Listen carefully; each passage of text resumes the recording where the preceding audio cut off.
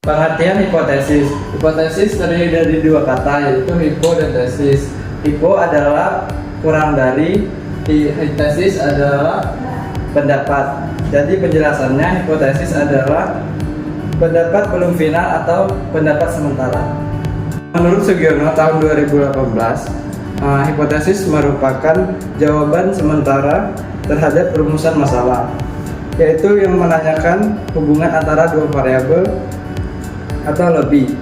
Rancangan pengujian hipotesis digunakan untuk korelasi dua variabel yang diteliti. Dan menurut Dantes, lebih sederhana, pengertian hipotesis penelitian menurut Dantes adalah asumsi yang perlu dilakukan penguji data. Kemudian, dari penguji penelitian akan menghasilkan data. Data inilah yang akan dijadikan acuan pengambilan kesimpulan, terkadang juga menghasilkan solusi dan format baru. Dan menurut Frankel dan Walland, mengartikan bahwa jenis hipotesis tak terarah, menggambarkan penelitian yang dilakukan oleh peneliti tidak menyusun prediksi sehingga menimbulkan ketidakjelasan arah dan akan mengaruhi hasil penelitian itu sendiri. Untuk selanjutnya ada jenis hipotesis. Jenis hipotesis itu ada dua. Yang pertama dari satu arah dan yang kedua ada dua arah atau yang disebut sebagai tanpa arah. Untuk yang hipotesis satu arah itu pada umumnya disusun sebagai pernyataan yang menunjukkan arah hubungan atau perbedaan dari dua variabel yang diteliti. Arah mencerminkan hubungan positif atau sebaliknya yaitu negatif. Nah, untuk yang hipotesis tanpa arah atau dua arah ini merupakan rumusan hipotesis yang berisi pernyataan hanya mengenai adanya hubungan atau hanya ada perbedaan tanpa menjelaskan arah hubungan di antara variabel yang diteliti. Nah, untuk contoh dari yang satu arah itu misalnya semakin tinggi motivasi belajar siswa, diikuti semakin tinggi prestasi siswa, menunjukkan arah hubungan yang positif. Untuk yang hipotesis tanpa arah atau dua arah itu ya, yang kedua, misalnya ada hubungan yang signifikan antara motivasi belajar dengan prestasi belajar siswa. Nah, dalam contoh tersebut tidak dijelaskan arah hubungannya, apakah berarah hubungan positif atau negatif di antara variabel motivasi belajar dengan prestasi belajar siswa. Ini menjelaskan ciri-ciri hipotesis. Yang pertama itu ada spesifik.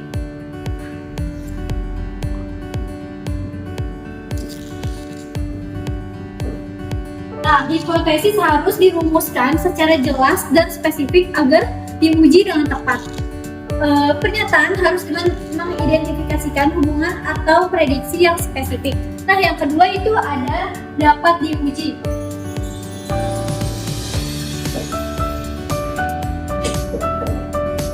Nah, hipotesis harus dapat diuji secara empiris melalui observasi atau eksperimen. Ini berarti perlu ada metode yang dapat digunakan untuk mengumpulkan data yang mendukung atau menentang hipotesis. Nah, terus yang ketiga itu ada plausibilitas. Yang ketiga ada plausibilitas.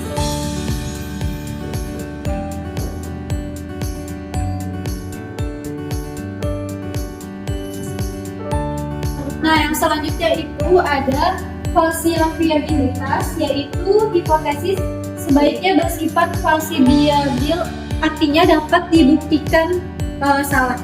Jika tidak mungkin untuk membuktikan atau membantah hipotesis, itu mungkin tidak sesuai dengan metode ilmiah. Terus yang berikutnya ada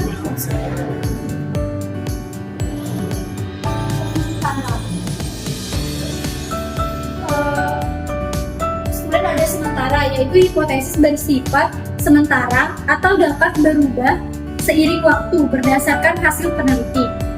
Nah, jika data tidak mendukung hipotesis, peneliti dapat mengarah pada perubahan atau penolakan hipotesis tersebut. Kemudian yaitu ada terhubung dengan teori.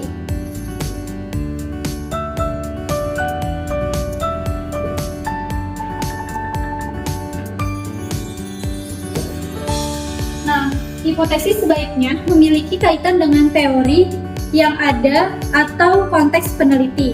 Ini membantu menyelaraskan peneliti dengan pengetahuan yang sudah ada. Lihat ciri-ciri hipotesis tersebut. Pengujian hipotesis terdapat pada bab 2 dalam skripsi. Berikut langkah-langkahnya. 1. Tetapkan rumusnya.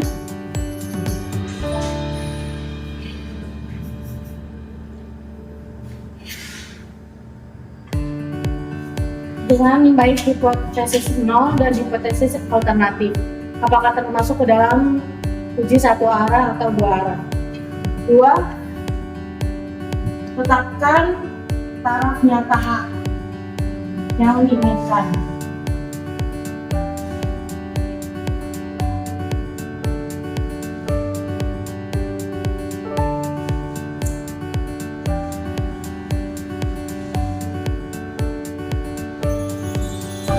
Sehingga dengan memakai nilai A tersebut diperoleh nilai kritis dari tabel. Dengan demikian dapat digambarkan daerah penolakan HO dan daerah penerimaan HO.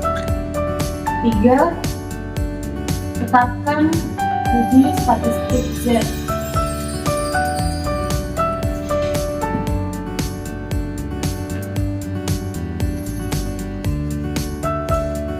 Yang cocok untuk menguji hipotesis 0.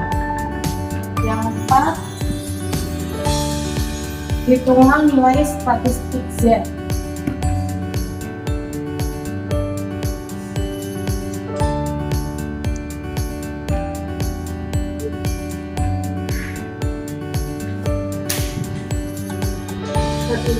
Berdasarkan data dan informasi yang diketahui baik dari populasi maupun dari sampel yang diambil.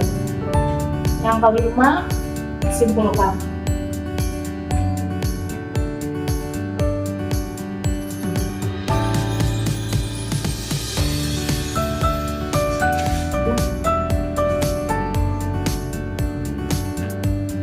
Dari langkah-langkah uji hipotesis tersebut, diharapkan peneliti dapat melakukan uji hipotesis yang signifikan. Bahwa ada beberapa dasar yang dipakai untuk merumuskan hipotesis, yaitu antara lain yang pertama pengetahuan yang diperoleh dari teori.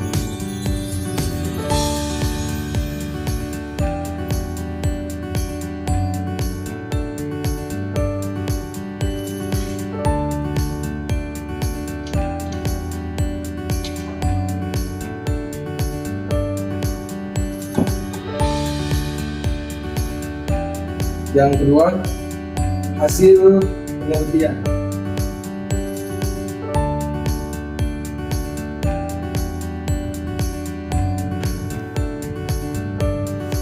Selanjutnya, yang ketiga, berdasarkan pengalaman.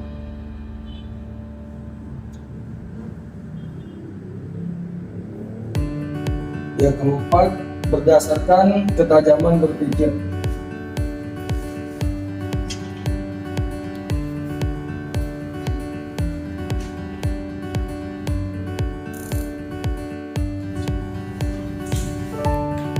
Selanjutnya yaitu ada hasil uji hipotesis.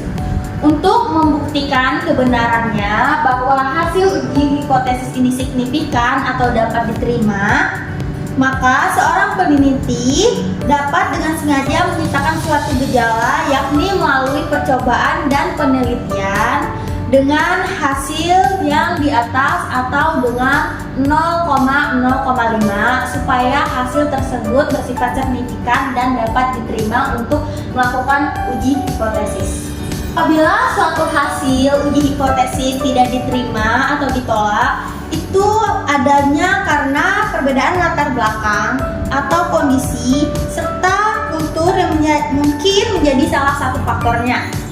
Bisa dilihat seperti X1, X2, ataupun X3 di mana mereka itu tidak saling mempengaruhi diet. Dengan hasil di bawah 0,0,5, maka hasil tersebut tidak dapat dikatakan signifikan. Karena apa? Karena hasil untuk signifikan itu harus 0,5.